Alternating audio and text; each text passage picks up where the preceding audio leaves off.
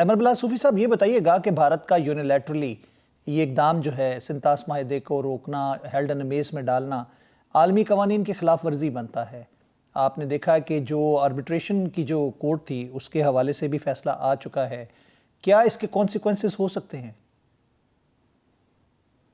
जी देखिए, जिस तरह आपने कहा कि ये होल्डिंग इन अबेंस की तो ऐसा सच कोई प्रोविजन बैनुल अक़वामी कानून या इंटरनेशनल ट्रीटी लॉ में मौजूद नहीं है। हम्म।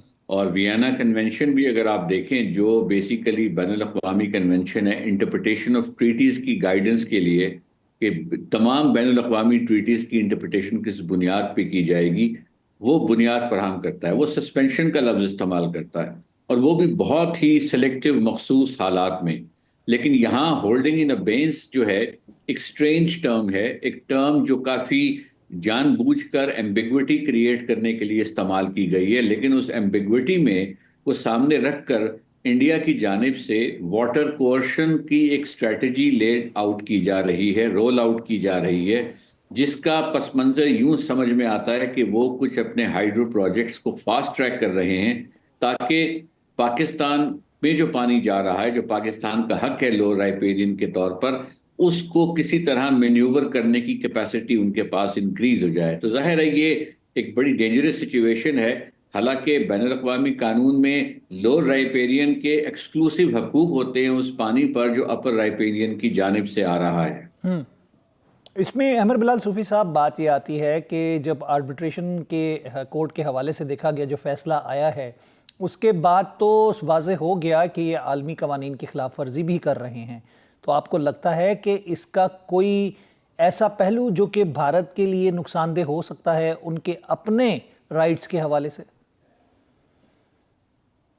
देखिए, भारत के लिए जिस तरह आपने कहा, ये परमानेंट कोर्ट ऑफ आर्बिट्रेशन है, उनका ये दो दफा व्यू आया। एक हम्म। दफा मेन अवार्ड में और एक दफा जो इंटरिम अवार्ड था उनका। जब उन्होंने होल्ड इन अबेंस किया तो कोर्ट ऑफ आर्बिट्रेशन ने दोनों ममालिक को नोटिस जारी किए उनसे पूछने के लिए कि आपका क्या मौक़िफ़ है इस पर। और उसके बाद कोर्ट ने ये फैसला किया कि ट्रीटी इंटैक्ट है, कोर्ट का जो अमल है, कोर्ट का जो जुरिस्डिक्शन है वो भी इंटैक्ट है, तो उसने प्रोसीड विद किया। तो ये पाकिस्तान की बराह रास्त इखलाकी और कानूनी फतह भी थी। उसके बाद वर्ल्ड बैंक के चेयरमैन हैं, उन्होंने अपनी प्रेस कॉन्फ्रेंस में यही कहा कि होल्डिंग इन अबेंस इस ट्रीटी को एकतरफा तौर पे नहीं किया जा सकता। और जाहिर है वर्ल्ड बैंक के चेयरमैन जब इस नौयत की स्टेटमेंट देते हैं तो अपनी लीगल एडवाइजर्स, जो वर्ल्ड बैंक के टॉप के इंटरनेशनल लॉयर्स हैं, उनसे कंसल्ट करने के बाद ही उन्होंने एक हतमी तौर पर ये पोजीशन ली।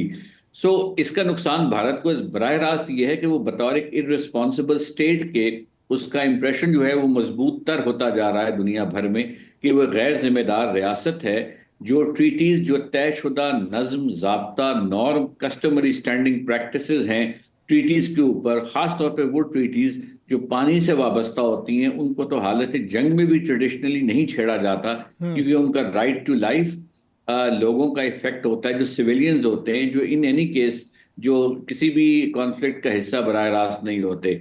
तो उसको छेड़कर और छेड़ के साथ साथ उसको होल्ड इन अबेंस करके, उसको मौकूफ करके, पॉज करके, फ्रीज करके उसका ऑपरेशन, भारत ने अपनी गैर जिम्मेदाराना रेपुटेशन को और स्ट्रेंथन कर लिया है अनफॉर्चुनेटली।